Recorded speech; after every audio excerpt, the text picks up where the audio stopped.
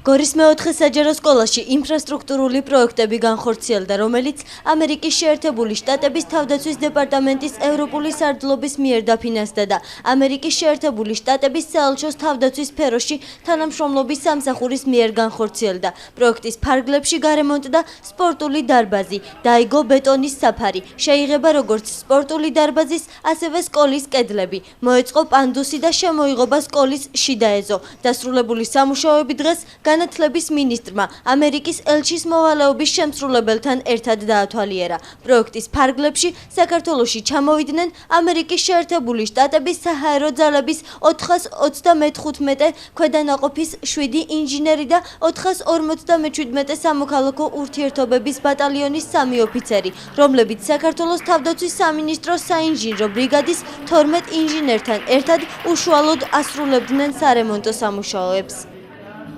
ძალიან მნიშვნელოვანია, იმიტომ რომ ეს არ არის ჩვეულებრივი ინფრასტრუქტურული პროექტი, ეს არის საზოგადოების ჩართულობით, მოხალისეთა ჩართულობით შექმნილი ინფრასტრუქტურა, გარემონტებული სკოლები და ასე შემდეგ.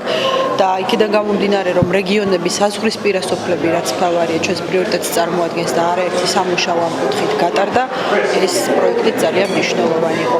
შესაბამისად, გორის მეოთხე საშუალო სკოლა ახალ სასწავლო წელს განახლებული ინფრასტრუქტურით და განახლებული სპორტული დარბაზით შექმნა. ეს იყო საჩუქარი აქტიურად ამერიკის შეერთებული შტატებისა, რომელიც გაიღეს ჩვენ სკოლაში და ჩვენ სკოლის ბავშვებს და მასწავლებლებს და მოსწავლეებს აჩუქეს ეს. დღეს არის მეოთხე საჯარო სკოლის გახსნა რეაბილიტირებულ მდგომარეობაში და მე მოხარული ვარ რომ ვიმყოფები გორში. ეს არის ერთობლივი პროექტი, რომელიც ხორციელდება ამერიკის შეერთებული შტატების მთავრობის დაფინანსებით. ევროპის სარდლობის ერთ-ერთი სამოქალაქო დახმარების პროექტია. ინვესტიცია არის განათლების სისტემაში, ასევე ინვესტიცია არის ახალგაზრდებში და ეს იგივეა რომ არის მომავალი. ეს არის დემონსტრირება ჩვენი ორი ქვეყნის სტრატეგიული ურთიერთობების.